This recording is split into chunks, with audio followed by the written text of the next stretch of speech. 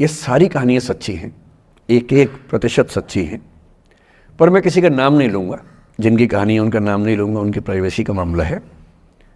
पर हाँ, सच्ची कहानियाँ हैं। अच्छी बात है कि इन कहानियों के किरदार हम लोग नहीं बने, ईश्वर करे हम कभी ना बने, लेकिन कहानियाँ सच्ची हैं। जब मैं दिल्ली आया था 1990 में, मैं हरियाणा के एक शहर से, भिवानी से दिल्ली आया था पढ़ने के लिए। मेरे ड्रीम कॉलेज में हंसराज भी एक था, पर मेरा संयुक्त से मेरा एडमिशन जाकिर हुसैन में हुआ। मेरे अंक ठीक थे, यहाँ हो सकता था, पर मैं तो नई दिल्ली स्टेशन पे उतरा, बाहर निकला, पता लगा वहीं एक कॉलेज है, वहीं एडमिशन ले लिया मैंने।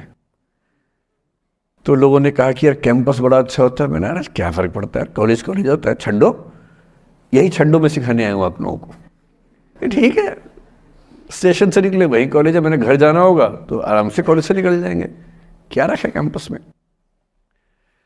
पर मेरा एक दोस्त जो मेरे साथ ही आया था उसी शहर से, उसने एडमिशन हंसराज कॉलेज में लिया। मैं और वो स्कूल के डिबेटर्स थे, डिबेटिंग में हम लोग स्कूल टाइम से काफ़ी एक्टिव थे। डीयू में आए तो यहाँ भी एक्टिव रहे। डीयू में मैंने करीब 5 साल डिबेटिंग की और मेरा ख्याल है कि लगभग 300-400 डिबेट्स मैंने जीती होंगी डीयू में, कुछ हारी भी होंगे, लेकिन मैंने खूब डिबेट, वो मेरा दरअसल दाना पानी था, रोजी रोटी मेरी वही थी कॉलेज के दिनों में। घर से पैसे मैं लेता नहीं था, मिलते भी नहीं थे, लेना क्या था, मतलब ऐसी स्थिति भी नहीं थी उस समय मेरे घर में कि मिल सके। तो डिबेटिंग मेरा रोजगार था, एम्प्लॉयमेंट था, मेरा उससे काम चल जाता था आराम से। उसका भी चल जाता था, वो हंसराज से था, मैं जाकिर हुसैन से था। हम खूब डिबेट्स में मिलते थे। अक्सर ट्रॉफी या तो हम जीतते थे या वो जीतता था, कोई भी जीते रूम पे ही आती थी क्योंकि हम रूममेट्स थे, एक साथ ही रहते थे। वो मुझसे योग्यताओं के मामले में 21 था, बल्कि अगर वो 21 था तो मैं 15 ही रहा हूँगा या 12 रहा हूँगा, 22 या 21 तो नहीं रहा हूँगा, मुझसे बेहतर था योग्यताओं में, बड़ा अच्छा व्यक्ति था। ग्रेजुएशन के बाद मैंने एमए हिंदी साहित्य में एडमिशन लिया, जबकि बीए ऑनर्स हिस्ट्री में किया था मैंने। उसने तय किया कि वो कुछ और करेगा, प्रोफेशनल कोर्स करेगा, नौकरी करेगा, तो वो चला गया दिल्ली से। मैं दिल्ली में रहा। फिर मैं एमए के बाद तैयारी करने लगा यूपीएससी की। तब तक मैं यूजीसी जेआरएफ कर चुका था। पहला अटेम्प्ट दिया, प्रीलिम्स हो गया। मेंस मेरा 96 के मेंस की बात कर रहा हूँ, मेंस शुरू होने वाला था, 2 दिन रह गए थे। करीब 10 दिन पहले वो मेरे पास आया हुआ था दिल्ली में, मिलजुल के अच्छे से बात कर गया था। उन दिनों उसका एक प्रेम संबंध कहीं हमारी ही एक मित्र के साथ चल रहा था।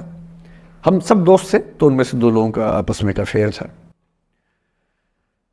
मुझे नहीं पता क्या हुआ, लेकिन मेरे मेन एग्ज़ाम से 2 दिन पहले रात को 12 बजे एक फ़ोन आया और ये बताया गया कि मेरे दोस्त ने फंदा लगा के अपनी जीवन लीला समाप्त कर ली है।